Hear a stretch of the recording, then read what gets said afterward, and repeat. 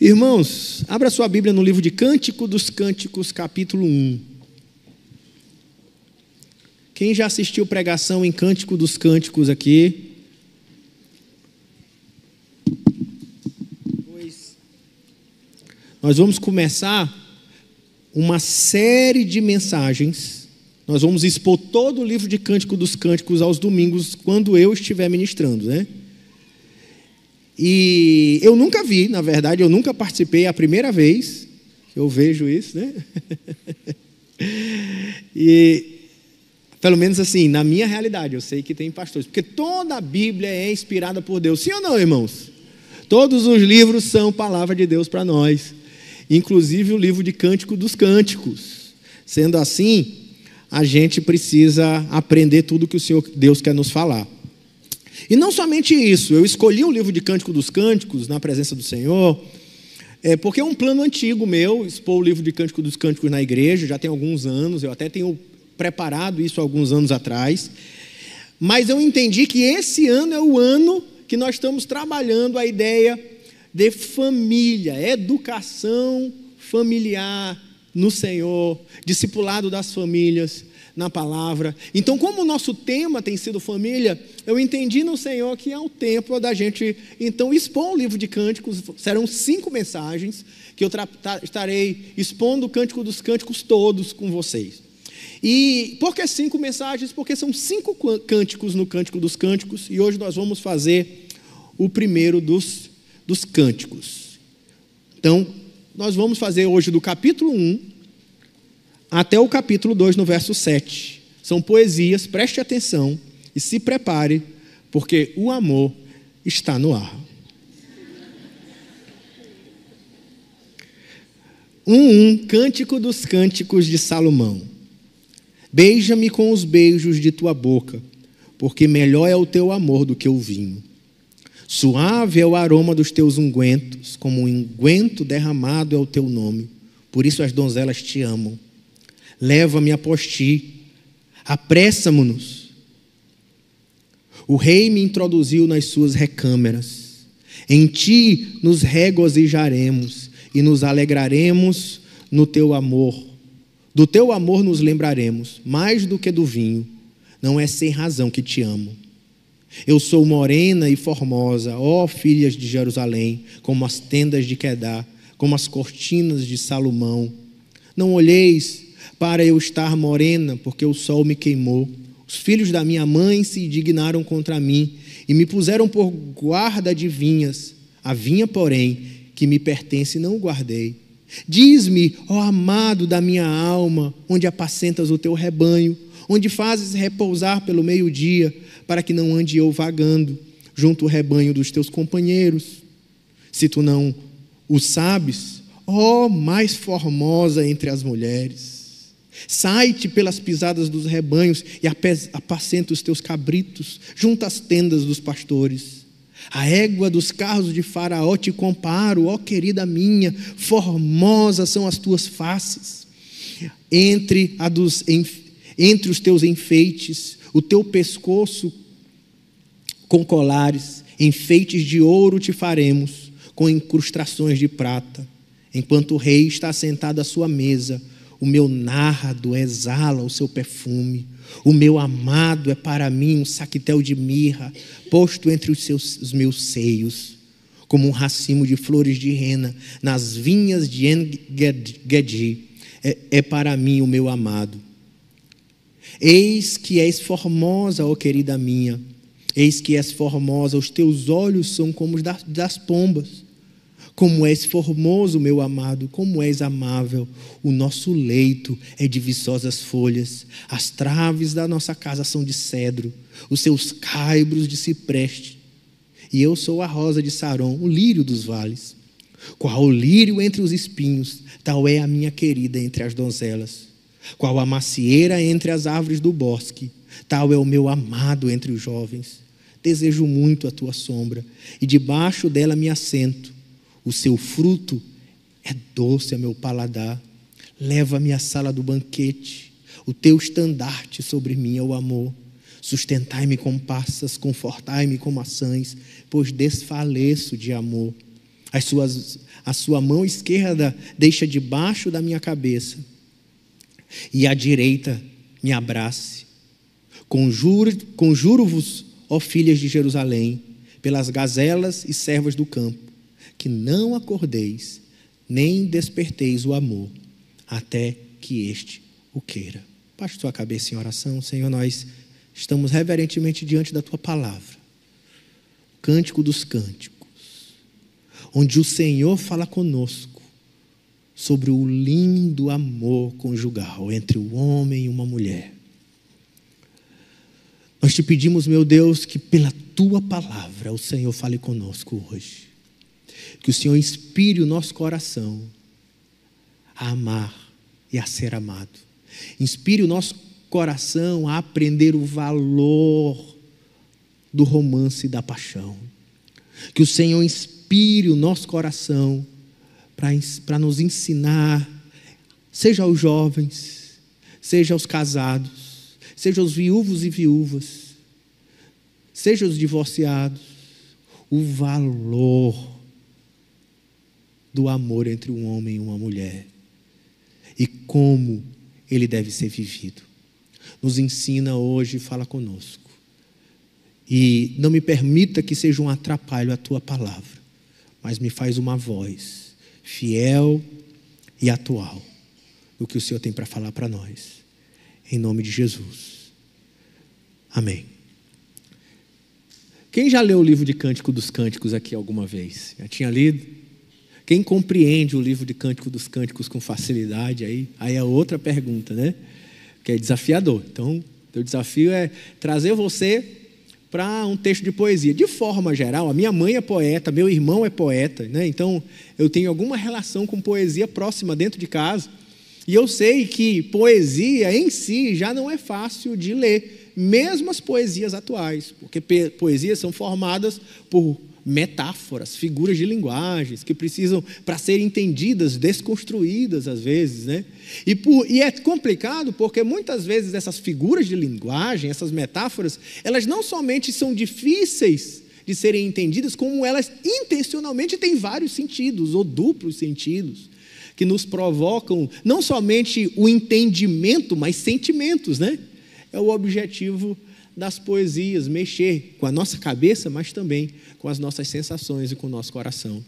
E nós então estamos em um livro de poesias na Bíblia e de poesias de amor. É o livro de Cântico dos Cânticos. É assim que ele se denomina. É assim que está no verso 1. Cântico dos Cânticos de Salomão, verso 1. Que é, o autor é Salomão, ou é em homenagem a Salomão. A gente não sabe dizer com clareza, mas a tradição tem como um livro de Salomão, e elas são canções de amor. E eu paro para pensar aqui sobre o mundo atual. A gente vive no mundo ocidental, e o mundo ocidental teve uma influência do pensamento grego, platônico, neoplatônico, que vai trazer uma ideia ruim do sexo, ruim do amor, ruim da paixão. E essa influência pegou até os pais da igreja. E a gente teve muita influência de uma ideia de que as coisas divinas, elas são assim, etéreas.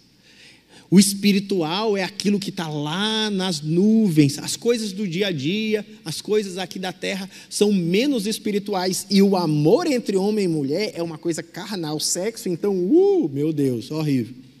Mas será se é isso que a Bíblia pensa sobre a relação entre homem e mulher, sobre a relação romântica e até sexual? E é sobre isso que nós vamos pensar nesse caminho, sobre o que a Bíblia pensa sobre o romance. O que a Bíblia pensa sobre a relação homem e mulher? Ou até mesmo o que a Bíblia pensa sobre o sexo? Qual é a visão que ela tem? É positiva? Neutra? É negativa? O que a Bíblia diz?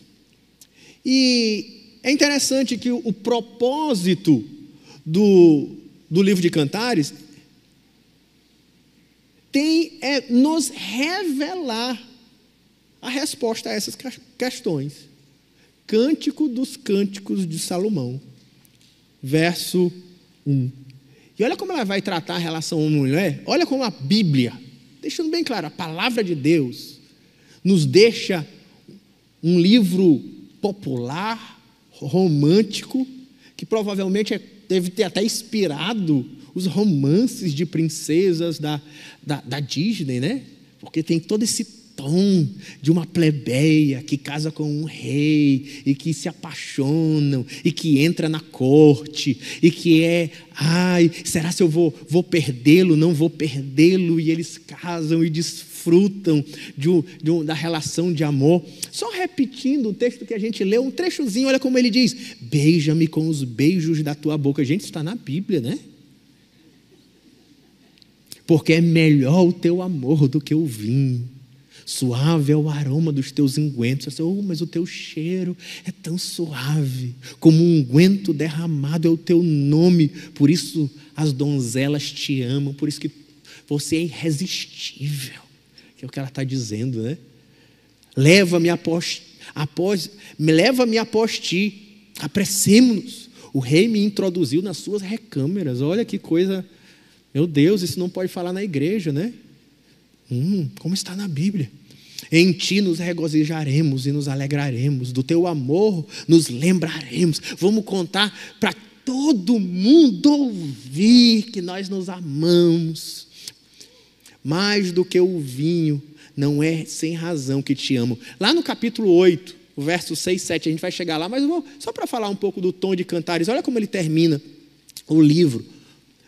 Põe-me como um selo sobre o teu coração, como um selo sobre o teu braço, porque o amor é forte como a morte, é duro como a sepultura. O ciúme, as suas brasas são brasas de fogo, são veementes labaredas. As muitas águas não poderiam apagar o amor, nem os rios afogá-lo, ainda que alguém desse todos os bens pela a sua casa. Eu não sei o finalzinho que o meu slide sumiu. A beleza que ele fala do amor, da relação de homem e mulher nessa pureza. E por quê? Por que canções de amor? Por que cântico dos cânticos? Quem já escutou música de amor para ficar pensando no amado ou da amada aqui? Alguém? Não? Só eu? Ninguém gosta assim, nem de uma sofrência, né? Espero que não, né? As músicas de amor, músicas românticas, todo mundo já escutou. Eu espero que os casais não se fechem nas suas recâmeras de amor, né? Para curtir uns aos outros escutando Ana Paula Valadão, né, irmãos? Espero que vocês façam declarações de amor um ao outro, né? E porque os que amam, muitas vezes, percebem que o cântico é a única expressão adequada para os sentimentos intensos, para o prazer arrebatador, para esse compromisso profundo. Parece que as palavras ditas de maneira direta não revelam a profundidade do que sentimos se a gente não fizer isso por meio de poesias ou canções. Quando eu comecei a namorar com Rossana, eu escrevia, naquela época a gente não tinha WhatsApp, não tinha essas coisas, então a gente escrevia bilhetinho, né? E todo o tempo eu ia na papelaria, comprava aqueles cartõezinhos de amor. Aí eu falava que ela era uma flor, era uma figura que quase toda poesia minha para Rossana. Tu és a única flor do meu jardim, e E eu escrevia para ela, e ainda, né? A casa pronta, aí não faz mais, né? Oxe, é isso que a gente vai aprender hoje. Será, gente, ser assim? As canções de amor, elas são essa revelação da intensidade do que um homem sente por uma mulher e a mulher sente por um homem. Até porque, nesse caso, é interessante que o personagem principal de Cântico dos Cânticos é a mulher e não o homem, é a Sulamita e não Salomão. E é interessante que o tom é que eles estão dominados pelo desejo de dar-se um ao outro, de receber dele o que não se pode pedir, aquilo que não se inventa em fórmulas, não se preparam receitas, não elaboram gráficos. Para falar desses sentimentos internos e intensos, eles cantam. E a ênfase, então, do livro de Cantares é o amor apropriado entre uma mulher e um homem. E essa natureza insaciável do amor puro, da paixão intensa, do desejo mútuo, do deleite mútuo e do desejo que o verdadeiro amor desperta um no outro. E aí, especialmente, lembrando que isso está na Bíblia. O que vai nos trazer a sacralidade do amor entre um homem e uma mulher, desse amor sexual que se manifesta com a pessoa certa, na hora certa, num compromisso fiel. É uma celebração do amor. Assim, o propósito do livro é exaltar o valor do amor conjugal como uma preciosa dádiva divina que deve ser obtida em pureza e preservada com perseverança. Mais uma vez, o propósito do livro é exaltar o valor do amor conjugal como uma preciosa dádiva divina que deve ser obtida em pureza e preservada com perseverança. E fala desse amor ardente dos cânticos. Que esse livro, ele traz um impacto pela intensidade, que às vezes até quando eu estiver expondo aqui o texto, é possível que eu fique ruborizado a falar de alguns dos versículos, ou eu até meio que desdobre para não explicar nos seus detalhes, e vou deixar por conta da mente de vocês. Mas essas imagens ricas, vívidas, de amor, com descrições do corpo, dos desejos sinceros, apaixonados, ardentes. Esses detalhes são as maiores qualidades do livro, mas também é o seu maior desafio. Como é que prega um livro desse? Não é à toa que esse foi o último livro do Antigo Testamento a ser reconhecido como no cânone, e também ele... Muitas vezes, quando vai pregar esse livro, eles deram interpretações alegóricas, somente. Salomão representa Deus, Sulamita, o povo de Israel. Salomão representa Cristo, a Sulamita, a igreja. E foi dando interpretações alegóricas para tentar dar um cunho para aquilo que eles considerariam espiritual, uma vez que essa ideia do amor conjugal, celebrada na Bíblia, parece, para um pensamento ocidental, neoplatônico, uma coisa errada. Então o livro vai ser como a gente vai pregar. Ele está desenvolvido em 5 canções. O primeiro cântico fala desse desejo ardente dos cônjuges apaixonados, e é logo o primeiro encontro, hoje. O segundo, o medo e a insegurança e o ciúme. Será que tem isso na relação de homem e mulher, hein?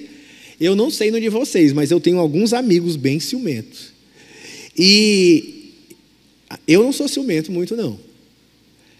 O casamento, o terceiro cântico, que é de 3, de 6 até 5, 8, é um cântico da celebração da noite de núpcias, vai do 3, 6 até o 5, 8.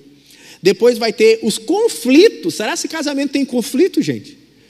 E a gente faz cântico de amor, de conflito. E essa parte talvez seria o cântico da sofrência. A gente vai passar por esse, que é aqui do capítulo 5, 9 ao 8, 4. E depois sobre a natureza do verdadeiro amor, quando o amor é maduro, depois de ter enfrentado o desejo, as inseguranças, o casamento, os conflitos. Qual é a natureza final do amor maduro, certo? Vou colocar em outras palavras, tá? Basicamente a história do livro de Cânticos, quando você for ler, eu desafio você ler ele nos próximos 2, 3 meses, que é o período que eu vou estar expondo ele. Ele começa como os primeiros dias dessa moça, que é uma plebeia, entrando na corte, porque o rei é Salomão, o príncipe, né? O rei, na verdade, é Salomão. E lá dentro ela começa a se sentir um pouco deslocada, porque ela é uma mulher do campo, ela é uma pastora, ela é queimada de sol, ela não tem os detalhes da corte, então ela se sente um pouco desconfortável. Na verdade, ela se sente muito mais confortável no campo do que no palácio. Ali, ela vai depois entrar para o período das cenas do noivado e do casamento. E logo depois das cenas de noivado e casamento, ele vai ter um período onde eles começam a não se encontrar mais, como se tivesse brigas, disputas, desavenças. Mas logo depois vai vir a reconciliação. E essa reconciliação termina no meio de um tom assim, Leandro e Leonardo, né? Aquela coisa deles se encontrando e celebrando a reconciliação. Quem é casado já brigou e já se reconciliou e já celebrou a reconciliação e sabe bem o que significa. E logo depois eles celebram esse amor e com isso o amor, os cânticos de amor maduro, que é o finalzinho, os últimos 10 versículos, os 10 versículos. Então vamos para o primeiro cântico, a exposição de hoje, e vamos avançar por ele. E ele vai falar sobre as marcas do amor. Assim eu organizei para facilitar para vocês. Marcas do amor. 3 marcas do amor entre um homem e uma mulher, lógico. Desejo, vai ser do capítulo 1, dos versos 1 a 5. Admiração, do verso 1,6 até o 2,1, e entrega, dos versos 2 ao 2,7. Então, as marcas do amor: desejo, admiração e entrega. Então, nós estamos nos primeiros dias aqui, nessa poesia, de que o casal está se encontrando. Eles estão no início do relacionamento, talvez recém-casados, não fica muito claro. Mas como alguns têm, no capítulo 3, a cena do casamento, alguns acham que aqui é ainda o noivado e ela está só ainda em desvaneios da sua mente. É difícil saber, mas nós vamos tratar de maneira, como já que o texto não é claro, de uma relação entre um homem e uma mulher devidamente casados, né? E que pode ser dos devaneios do casamento para o futuro, somente sonhos, não fica claro. Mas o tom é desse... O amor está no ar, eles estão intensos, estão de lua de mel, estão ardendo de desejo um pelo outro. E a gente vai ver então a primeira marca do amor. Quais são as marcas do amor? A primeira marca do amor é o desejo. Versos de 1 ao 5. E olha como ele começa logo no verso 2 a 4. Capítulo 1, versos 2 a 4. Beija-me com os beijos da tua boca, porque melhor é o teu amor do que o vinho. A ideia no hebraico, então, é assim: quando ele me beija. É como quem está desejando um beijo, como quem está pedindo um beijo, dizendo: beija-me com os beijos da tua boca. Há um desejo que pulsa nos poros. Porque é melhor do que o teu amor que o vinho. É prazeroso o amor do meu amado. Os seus carinhos são para mim desejáveis. Ela vai dizer no verso 3: suave é o aroma dos teus ungüentos. Ela diz: eu não resisto o teu cheiro para mim, me atrai. Como os ungüentos derramados são o teu nome. Só de ouvir o teu nome me atrai, a tua presença me encanta. Por isso as donzelas te amam. Ela vai dizer assim: sabe, tu és tão charmoso. Essa é a ideia de que você é irresistível. Não é só para mim, aonde você passa, todos ficam encantados contigo. E aí ela diz no verso 4: leva-me após ti. A ideia: me leva com você, me leva para ti, apressa, eu sou tua. E o rei me introduziu nas suas recâmaras, dizendo: me leva para a tua casa. Esse é o desejo do coração: me leva para estar contigo. Esse desejo físico, sim. Não um desejo, me leva para cozinhar para ti. Não é isso que ela está falando, não. Me leva porque eu quero desfrutar do nosso amor. Por isso me leva para o nosso recâmaro. Desse desejo físico do esposo, da esposa pelo esposo. E eu quero terminar dizendo então, no primeiro ponto, do desejo, ele é apropriado. O desejo ardente de um homem para uma mulher casados não é inapropriado, pelo contrário, é bíblico. É a vontade de Deus que uma mulher deseje o seu marido e que o marido deseje a sua mulher. Posso ouvir um amém por isso, irmão? Então, a relação saudável de um homem com uma mulher precisa estar tomada por esses desejos um pelo outro. Precisa ter o prazer pelo encanto, pelo beijo, pelo abraço, pelo pé no pé, pelo desejo junto, pela noite juntos. Isso precisa ser nutrido, isso precisa ser preservado, isso precisa ser investido, isso precisa ser desfrutado. Por isso o apóstolo Paulo vai dizer que uma mulher não pode negar-se ao seu marido e o marido não pode negar-se à sua mulher, porque uma relação entre homem e mulher é saudável. O corpo do marido pertence à mulher, o da mulher pertence ao marido, não é como uma obrigação, mas como prazer. Desfrute. E por isso as donzelas terminam cantando no verso 5. O rei me introduziu nas suas recâmaras. Verso 5. Em ti nos regozijaremos e nos alegraremos. Do teu amor nos lembraremos. Ou seria a ideia de anunciaremos, mais do que o vinho. Aí as amigas, agora há um coro, que parece que são as donzelas talvez, ou a própria mulher, porque está no plural, dizendo assim, nós celebraremos o teu amor, mais do que o vinho. Não é à toa que todos ficam encantados. Sim, o amor é para ser celebrado, sim. Agora temos os noivos aí, está aí Edmilson não está aqui embaixo hoje, acho que ele fugiu, porque ele sabia o que eu ia pregar, sabe, amor, é para a gente celebrar. Quando a gente encontrar um casal que se encontra, está ali Caio com Ana Mel, sei lá quem mais, e a gente celebra, a gente não bota dificuldade, a gente não fica fazendo amor é para celebrar, porque é lindo, é bíblico, é divino. Por isso, a gente precisa entender que o desejo de um homem e uma mulher é divino, é de Deus. E a relação entre um homem e uma mulher é para a glória dele, porque foi assim que ele nos criou. E ele nos colocou numa relação de amor marcada por desejo mútuo, para cumprir a própria vontade dele. Quando Deus criou o homem, ele o abençoou dizendo o quê? Seja fecundo, multiplicai e enchei a terra. Como é que faz isso, gente? Como é que faz isso? Esse vigor sexual entre um marido e uma esposa é divino, criado por Deus, para cumprir a vontade dele, para a humanidade. Celebrem e se amem. Por isso, moço, não se negue à sua esposa. Pelo contrário, invista. Moça não, que aí quem está fazendo isso não é mais nem moço nem moça, é senhor e senhora, né? Senhor, senhora, não se negue, pelo contrário, invista. Invista preparando o clima, né?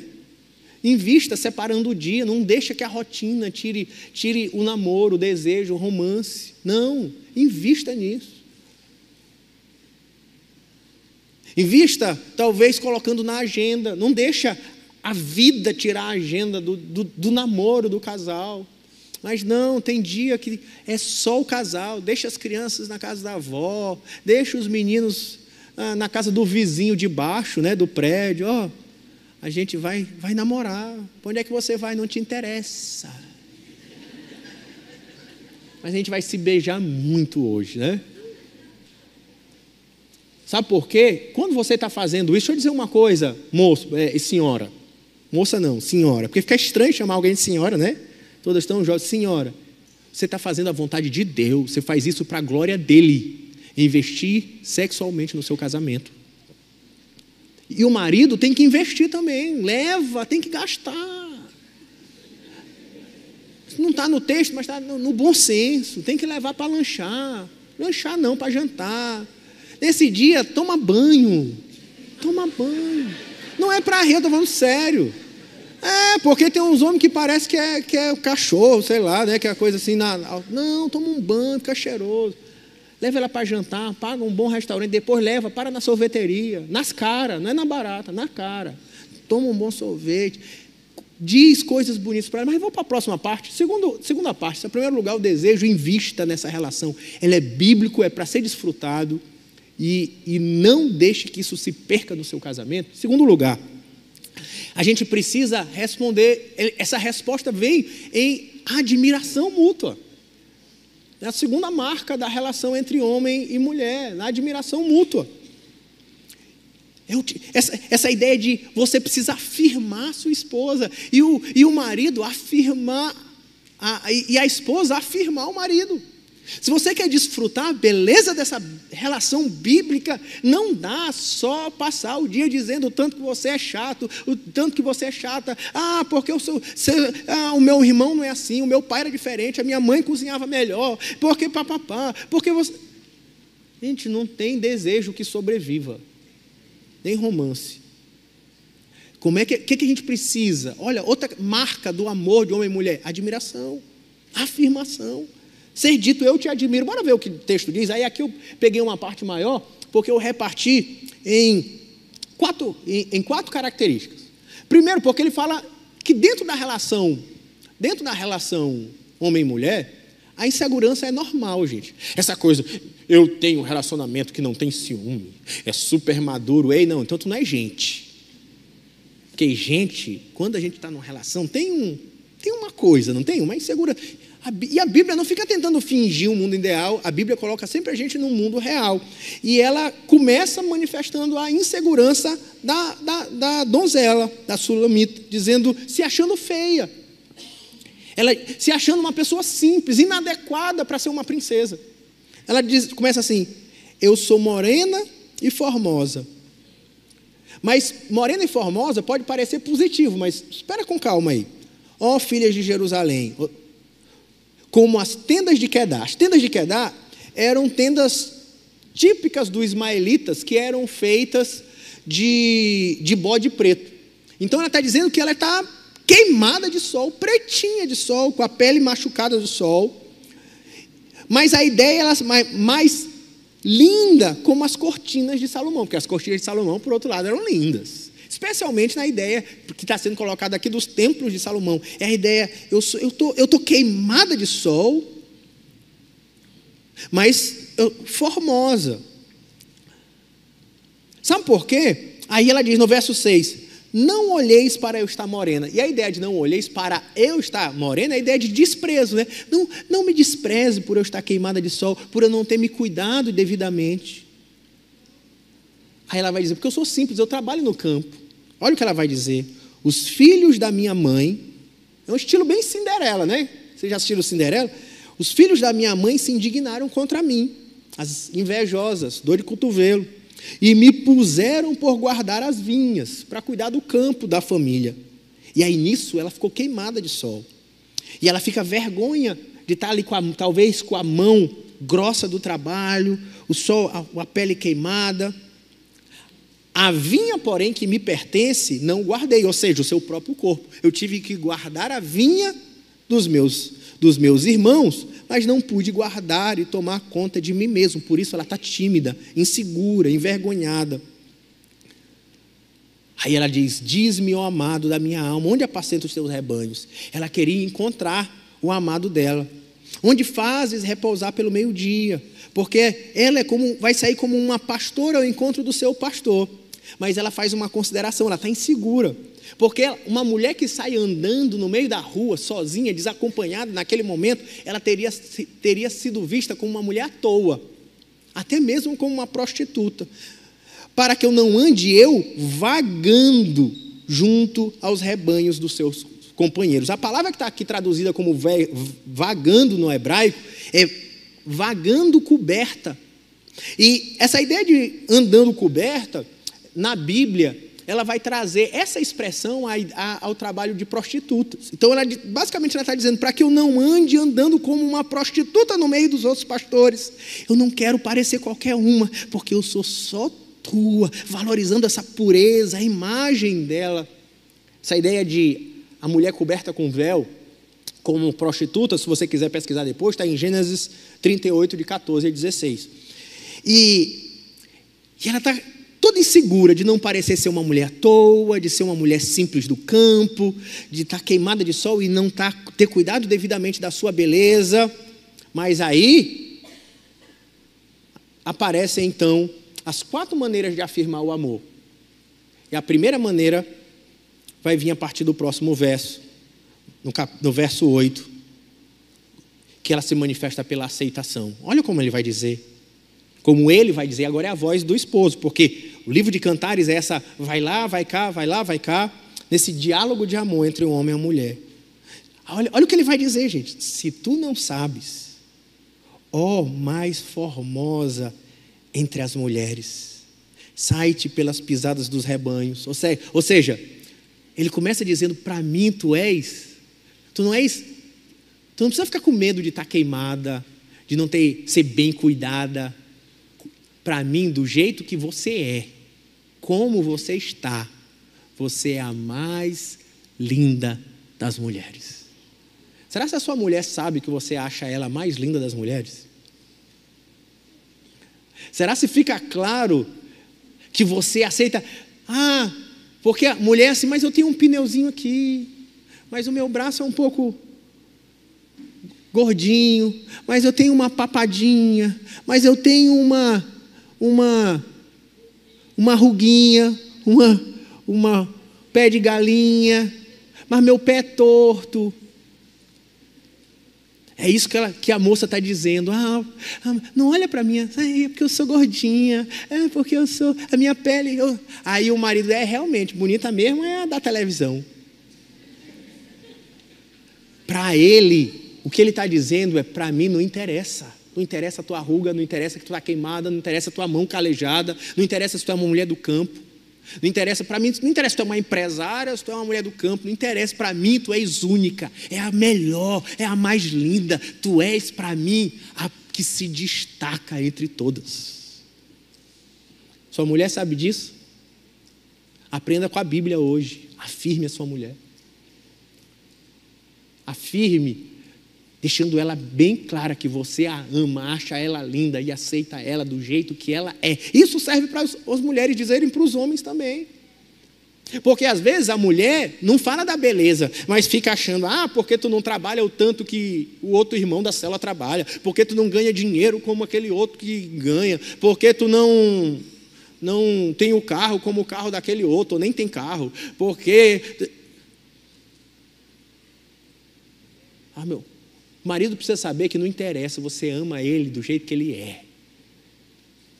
Você não ama ele pela beleza que ele tem, pelo dinheiro que ele tem, ou pelo que ele pode proporcionar, de forma que deixe ele inseguro. Afirme, digo, eu amo é você. Porque foi você que Deus me deu para amar. Posso ouvir um amém aí? Amém. Então eu vou dar um tempo aí, você pode dar... Então você afirmar sua esposa, sua mulher agora aí para ela, no pé do ouvido. Diga para ela que ela é tudo. É a mais formosa das formosas. Diga para ele que para ele tu és o príncipe, é meu tudo. E como é que a gente faz isso? A gente faz pela aceitação, mas em segundo lugar, a gente aceita a pessoa como ela é. E a gente diz isso, não somente dizendo, aí pensa assim, eu vou te aceitar dizendo, eu não ligo para as tuas gordurinhas, não é isso não. Olha o tom poético, eu não interessa se tu é um buchudo liso, eu te amo. Não é assim a aceitação. Pai, não estou contando piada, estou falando sério, gente, estou pregando. É por meio, como é que o Cântico dos Cânticos faz? Ele faz por meio dos elogios, nutrindo a família, nutrindo. E aí o que ele vai dizer? A partir do verso 9, ele vai dizer, as éguas do carro de Faraó te comparo, ó minha querida. Hein? Olha para tua mulher, a égua dos carros de Faraó. O que é que vocês estão rindo, rapaz? Eu não vou mais falar não, eu vou descer.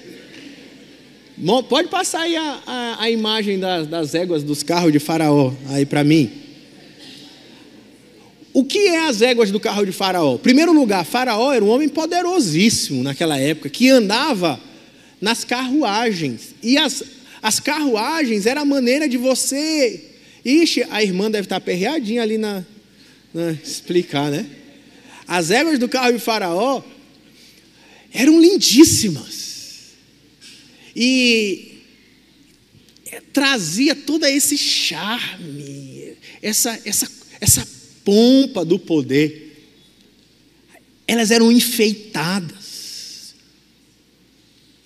E aí um detalhe, havia uma estratégia de guerra. Essas éguas lindas, quando tinha guerra, sabe o que fazia com ela? Se soltava as éguas perto dos cavalos inimigos, dos garanhões, como tática de guerra, para deixar os cavalos inimigos confusos e oriçados. Os cavalos inimigos ficavam tudo doidos quando olhava a égua. E isso era uma estratégia de guerra.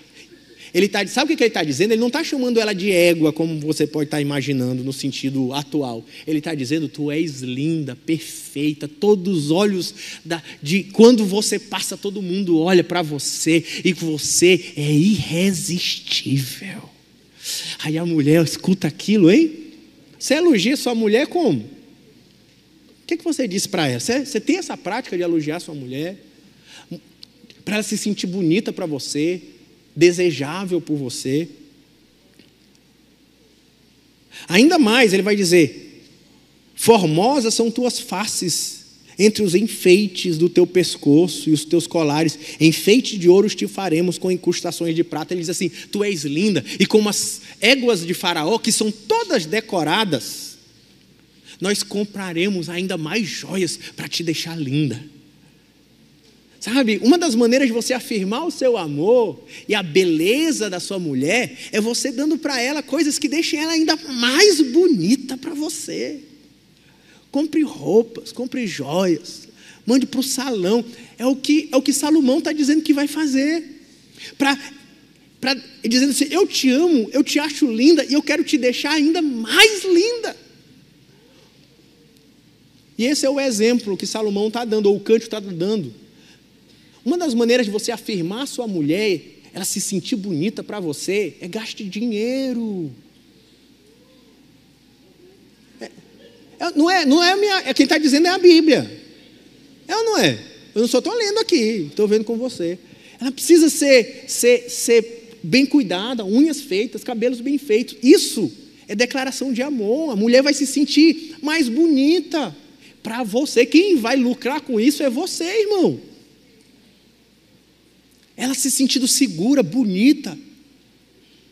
Quando você faz isso para deixar ela ainda mais, com a autoestima mais levantada.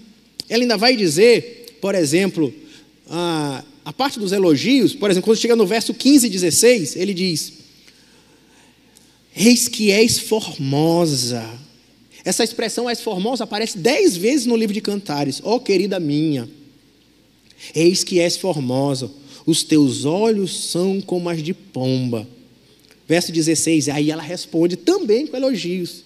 Como és lindo, como és formoso, amado meu, como és amável. A palavra amável aqui é o tom de como tu és maravilhoso.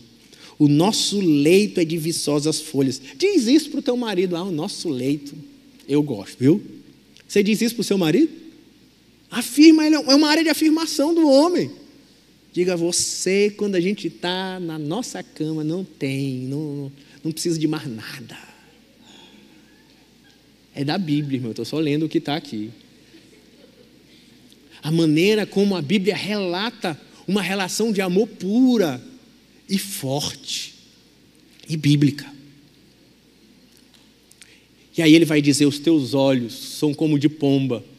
Sabe, uma das imagens aqui, essa meiguice, essa formosura dos olhos de pomba, essa é a ideia.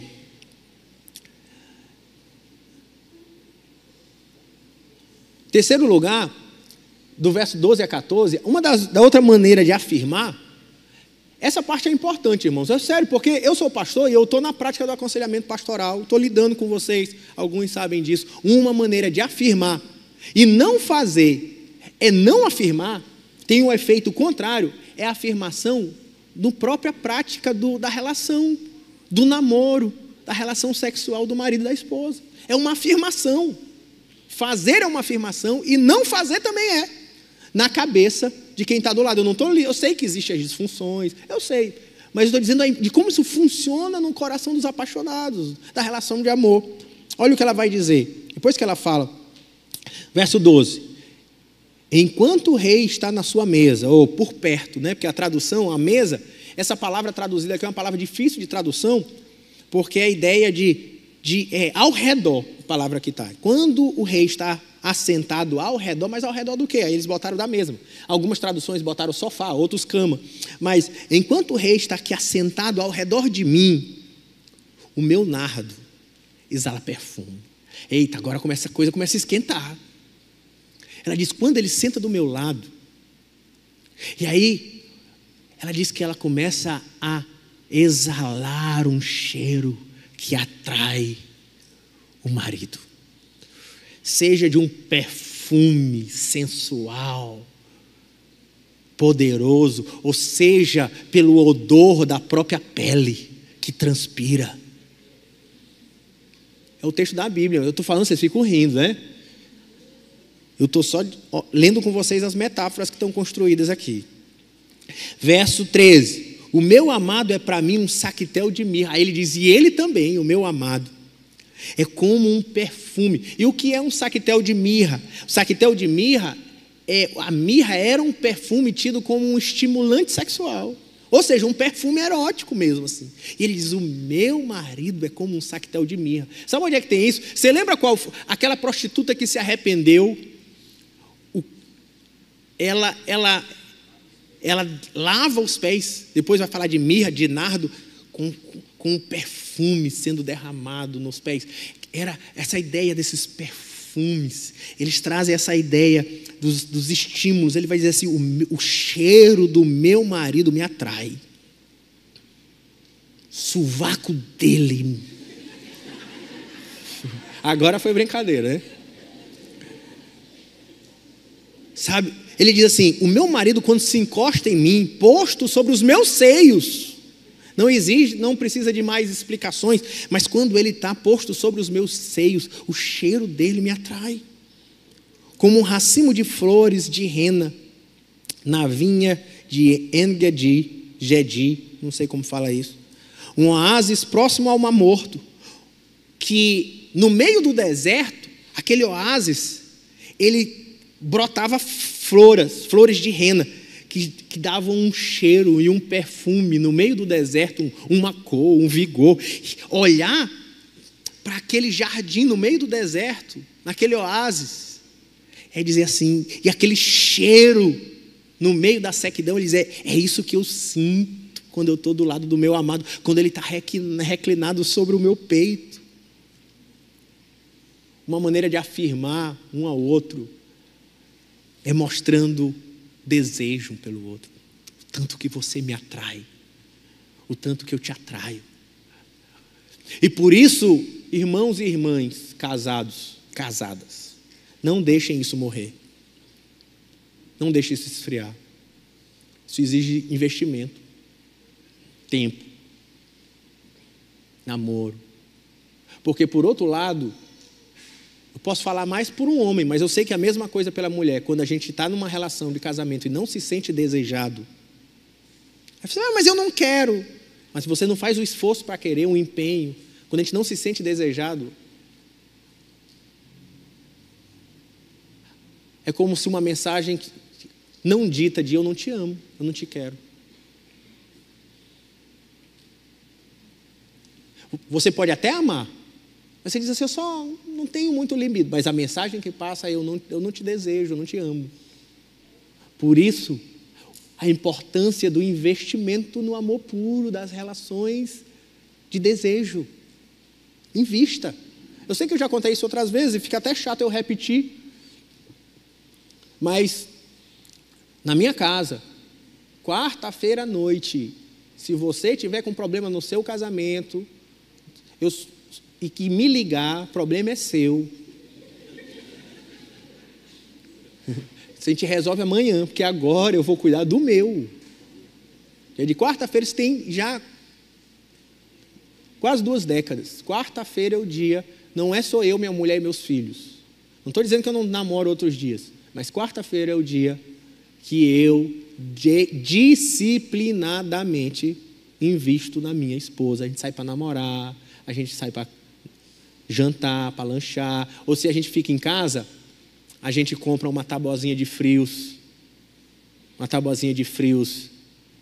no Mateus, assiste uma comédia romântica,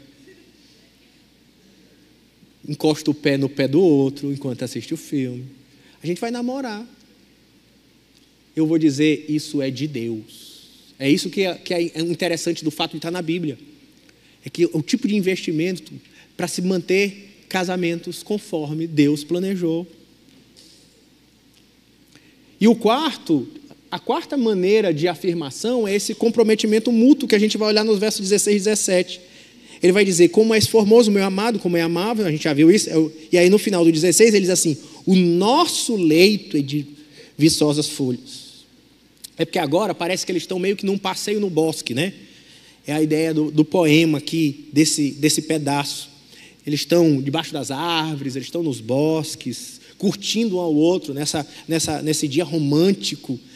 Ele vai dizer, o nosso ninho de amor é de viçosas, mas as traves da nossa casa são de cedro, talvez olhando com uma ideia de que são os galhos da árvore, ou então fazendo ao contrário, ela olha as traves da casa como a força de uma árvore, e os seus caibros de cipreste, essa coisa o nosso lar é firme. Mas o que me chama a atenção aqui é a maneira que ela usa os pronomes. É o único lugar que ele diz assim, o nosso, nessa ideia de que não é meu, não é a minha casa, não é a minha família, é a nossa casa, é o nosso leito, é o nosso teto, é a nossa cama. Será que tem coisa que afirma mais dentro da relação do que ficar muito claro de que não é a tua vida, não é a minha, é a nossa vida? E que para ser nosso eu preciso abrir mão de certas coisas. Para ser nosso eu preciso me desfazer de alguns sonhos meus ou desejos meus, que às vezes ferem o outro, mas tem que ser nosso. É a nossa vida. Eu gosto de dizer uma coisa, eu vi num vídeo, isso nem era um vídeo cristão, era um vídeo sobre liderança, e me marcou muito, que ele diz assim, como é que você sabe que a sua mulher te ama? No começo é porque ela disse, eu te amo. Como é que você sabe que teu marido te ama? No começo é porque o teu marido disse que te ama. Mas depois é porque você sabe que ela te ama. É porque você sabe que ele te ama. Sabe por quê? Porque ele atravessou a doença contigo. Ele atravessou a lisura contigo. O desemprego. Ele atravessou os dias que você estava insuportável. Ela atravessou. Os dias de briga. Ela te perdoou quando você cometeu os erros mais brutais. Agora eu olho para ela, eu não preciso que ela me diga. Dizer é importante, mas eu não preciso mais que ela me diga. Porque eu sei. Eu sei porque ela tem compromisso comigo. Eu sei porque ele tem compromisso com ela. São maneiras de nos afirmar profundamente mutuamente. Essa ideia de aliança.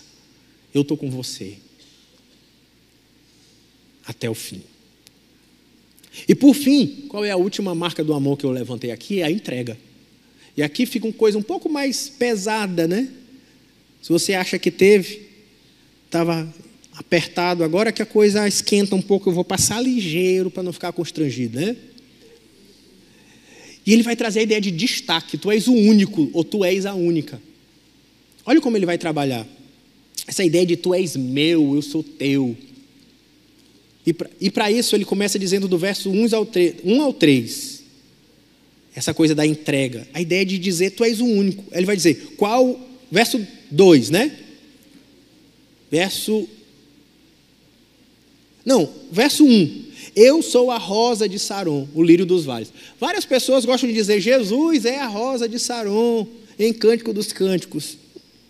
É uma alegoria. O que ele está dizendo é que a Sulamita está dizendo que ela é a rosa de Saron. E o que significa isso? A rosa de Saron é uma rosa. Ali, a região de Saron é uma planície que fica logo ao lado do Monte Carmelo. Então ali é na beira da praia e do Monte Carmelo desce também muito irrigado por causa do monte, e aquela região irrigada é uma região onde nascem flores do campo, uma região que ninguém precisa plantar flores, elas nascem, mas são flores selvagens, alecrim dourado que nasceu no campo sem ser semeado, né? É aquela ideia da flor do campo. O que ela diz assim, ela volta para a timidez e diz, mas eu sou só uma flor selvagem, eu sou uma flor, mas uma flor do campo, uma flor simples, uma flor selvagem. Aí ele diz, não, agora, olha o que ele vai dizer, não, tu és única. Olha como ele vai dizer, verso 2, qual lírio entre os espinhos, tal é a minha querida entre as donzelas. Qual lírio entre os espinhos. Ele dizendo, para mim, todas as outras são espinheiros. Só tu é rosa. Para mim, todas as outras são urtiga. Só tu é tulipa. Versão Maranhão atualizado, né?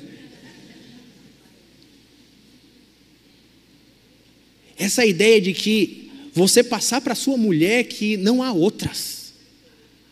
Você só tem olhos para ela. Ela é exclusiva. E ela responde, qual a macieira entre as árvores do bosque, tal é o meu amado entre os jovens. Ele diz, sabe o bosque?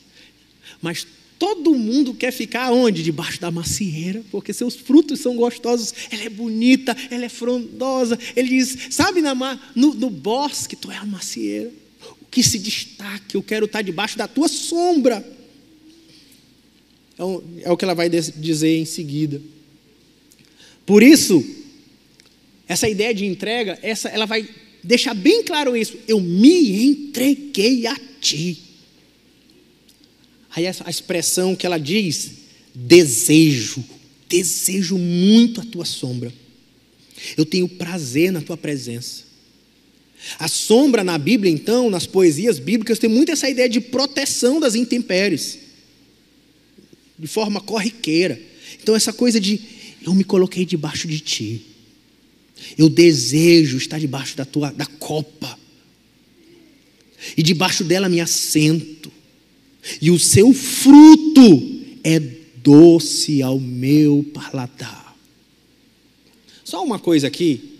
Eu sei que é muito chato para mim falar sobre isso. Não é chato não, é constrangedor para mim, mas para a Bíblia não. Está aqui na Bíblia. A ideia de fruto em Cantares traz muito a ideia de fruto à relação sexual do homem e da mulher no casamento.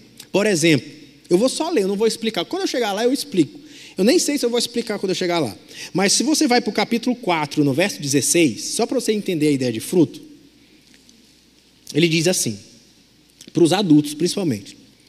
Levanta-te, vento norte, e vem tu, vento sul, assopra no meu jardim, para que se derrame os seus aromas. Venha o meu amado para o seu jardim, e coma os seus frutos excelentes. Essa poesia está na noite de núpcias. O tom sexual do fruto, né? No livro de Cantares. Então, aqui ele está dizendo, eu sou tua, eu me entreguei a ti. A beleza da entrega de uma esposa se dando ao seu marido completamente e dizendo, eu sou tua e eu tenho prazer nos teus frutos. É doce para mim. Por isso ele vai dizer no verso 4, leva-me para a sala do banquete. O seu estandarte sobre mim é o amor. E a ideia de estandarte é a bandeira de um país, de um grupo. E a estandarte traz a ideia de posse. Quem domina sobre aquele lugar é quem coloca o estandarte. E ele está dizendo, o teu amor pendurou um estandarte sobre mim, eu sou tua. Quem olhar esse anel vai saber, onde eu passar eu sou de Rossana. Mas ela está dizendo, não é o anel, é o amor, o teu amor sobre mim me fez, é porque eu me entreguei a ti, toda a minha vida, debaixo da tua copa, entregando tudo, até mesmo os meus prazeres, por causa do nosso amor. E por isso, por último, ele vai dizer que o prazer é exclusivo. Assim que ela termina, ele diz, sustentai-me com passas, confortai-me com maçãs. A ideia de passas e maçãs aqui continua dentro dessa cena de amor, como uma espécie de frutas afrodisíacas. De fato, essas frutas eram frutas afrodisíacas no Oriente Próximo. E ela diz, me sustenta com essas frutas, pois desfaleço de amor. É lógico que aqui são palavras dúbias, né? Entre o fruto e a própria relação deles. Verso 6, a sua mão esquerda esteja debaixo da minha cabeça. Uma cena de amor, né? Ele abraçado com ela. E a direita que me abrace. Um abraço romântico.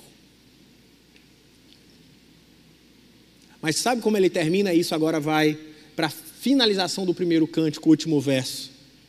Conjure-te, ó filha de Jerusalém, das gazelas e das servas do campo, que não acordeis nem desperteis o amor até que ele queira. E é até interessante como ele termina o cântico. E esse refrão, ele se repete por 5 vezes, em versões um pouco diferentes, em todo o livro de Cantares. Essa ideia se repete. Esse pedido de que é o da espera, que marca o tom de Cantares. Ele está falando de amor, de prazer, de homem, de mulher. E quanto isso é tão lindo. Mas tem a pessoa certa, na hora certa, no momento certo. Por isso ele diz, então moças, mas isso serve por moços, não acordem, não despertem o amor, até que chegue o tempo certo, até que o amor queira ser despertado. Esse é um apelo à vida casta, é um apelo em tom poético a guardar-se, porque uma vez que a ideia é entrega, eu me entrego unicamente ao meu amado. Essa é a proposta da Bíblia. Eu me entrego para você na hora certa, dentro de uma relação de aliança, dentro do casamento. Essa é a ideia da Bíblia. Quando a Bíblia diz, por exemplo, em Gênesis, deixará, pois, o homem, a sua mulher, a pai e mãe, unirá a sua mulher, e os dois se tornarão uma só carne. A ideia de se tornar uma só carne é a prática sexual. Ela está dentro da aliança do casamento. Aí fala assim, quem disse que se tornar uma só carne é... Em Coríntios, ele vai dizer, não sabeis, pois, que quando um homem se junta com uma prostituta, ele se torna uma só carne com ele. Trazendo a ideia de que se tornar uma só carne é parte, o sexo é a marca da aliança, que é projetado para ser feito com o seu amado. Ah, pastor, e agora eu já não sou mais virgem. Há sempre o tempo de recomeçar, de ajustar e de guardar os seus frutos para ser exclusivamente daquele que vai ser o homem que você vai desfrutar de um amor apaixonado para o resto da sua vida. É um apelo a esperar o tempo certo, onde todas essas coisas estarão no dia certo, no lugar seguro, no momento certo, para teu físico, para tua mente, para o teu espírito. Foi a maneira como Deus projetou, que é para ser exclusivo. Eu queria concluir, então, dizendo quais são as marcas do amor conjugal. Sim, são marcas que precisam estar e não podem ser abandonadas. Desejo, admiração e entrega. E aí eu queria dizer que você prestasse atenção. A gente não namora para casar. Não estou dizendo que ele não pode namorar. Eu namorei quase 6 anos. Mas a gente casa para namorar. A gente namora para conhecer com quem a gente vai desfrutar no futuro. Para a gente escolher, graças a Deus a nossa cultura nos permite isso. Mas eu não estou desfrutando de uma relação íntima, homem e mulher, no namoro, não. Isso é para o casamento. É no casamento que começa o namoro, no sentido próprio do que ele significa. Mas se isso serve para os jovens numa exortação a esperar, eu posso dizer é possível e prazeroso, porque eu esperei, a minha mulher esperou, a gente casou sem se conhecer antes do casamento, e a gente é super feliz. Eu só não vou ficar fazendo propaganda porque, né? Vai para lá. Mas isso serve para os... Me interessa mais nesse momento os casais casados. Agora que é a hora de namorar. Então não deixe isso ficar para trás. Não deixe isso apagar. Está na hora de abanar essa chama. Perdoe-se, corrija, ajeite. Viva agora um momento dentro de uma relação saudável, feita para isso, para viver desejo. Compra uma lingerie, sei lá. Eu não entendo muito dessas coisas. Compra uma joia cara, mas toca fogo nesse negócio. Elogie, para de ficar só falando para dizer o que não gosta. Comece a dizer o que gosta. Tanta coisa boa para ser dito, tanta coisa para se elogiar. Diz que ela é inteligente, que ela é uma excelente mãe. Quanto que você admira a maneira que ela é fiel a Deus. Sei lá o que, mas elogia. E se entrega totalmente. Sabe por quê? Isso é tão forte que eu queria concluir trazendo à memória da gente. Efésios, capítulo 5, verso 31 e 32. Eis que, porque deixará o homem, seu pai e sua mãe, se unirá à sua mulher, e os dois se tornarão uma só carne. Grande é esse mistério, mas eu me refiro a Cristo e à igreja. A beleza do prazer, do desejo, do amor entre o marido e a esposa é tão profundo que a imagem que Deus, ao longo da Bíblia, fala da relação do homem, do povo de Deus, da igreja, com Ele, com Deus, com Cristo. Nós somos a noiva de Cristo. A noiva de Cristo, que dentro dessa relação com Ele, nós podemos experimentar desse desejo pela presença dEle, como uma noiva. Esse anelo pela presença dEle, como uma noiva apaixonada.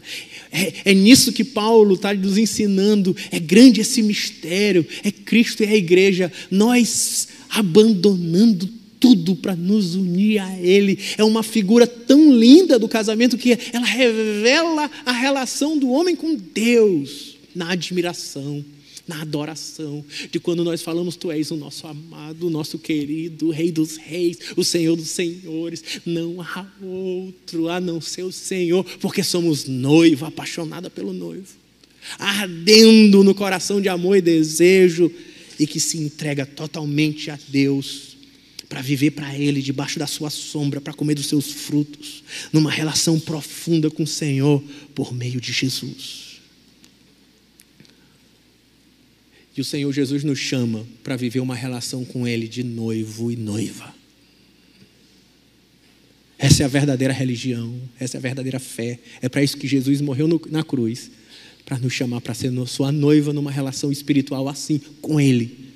Assim como nós devemos viver uma relação espiritual assim com os nossos cônjuges. Não é para ser membro de uma denominação ou frequentar cultos de domingo, mas para ser noiva íntima de Deus. E você pode tomar essa decisão hoje de ser noivo, entregando sua vida ao Senhor Jesus e se rendendo aos seus pés. Porque quando você vier ao Senhor Jesus, Ele vai querer restaurar completamente sua vida. E mesmo você que já se entregou, entenda uma coisa: Deus quer restaurar a sua vida, mas restaurar a sua família. Porque talvez enquanto você escutava essa mensagem, você ficava pensando assim, mas meu casamento está tão longe desse ideal bíblico. Mas o Senhor Jesus, que é o teu noivo, Ele quer mexer no teu casamento, ressuscitando o desejo, ressuscitando o prazer, ressuscitando a entrega, ressuscitando a admiração, porque você vai buscar no Espírito de Deus a força para viver o seu casamento como Deus projetou. Abaixa a sua cabeça onde você está. Eu quero fazer 2 diferentes orações. A primeira oração é: existe alguém entre nós que quer entregar sua vida para Jesus, fazer dele o seu noivo, para ter uma relação com Ele íntima, poderosa, não de uma religião, mas uma entrega com Ele pessoal. Existe alguém entre nós? Eu queria que você fizesse um sinal com a sua mão, que eu quero orar por você. Porque essa é a decisão mais importante que você pode tomar na sua vida e dizer: a partir de hoje eu sou noiva dele. Eu tenho entrega para viver uma relação não religiosa, mas uma relação pessoal com Deus. Há alguém entre nós? Me faça conhecer para que eu possa orar por você. Eu quero orar também por você que quer orar pela sua família, pelo seu casamento, pelo seu futuro casamento. Ou se você é viúva, para trazer as boas memórias do casamento que você já viveu. Assim, vamos ficar todos juntos, vamos orar, e assim a gente encerra.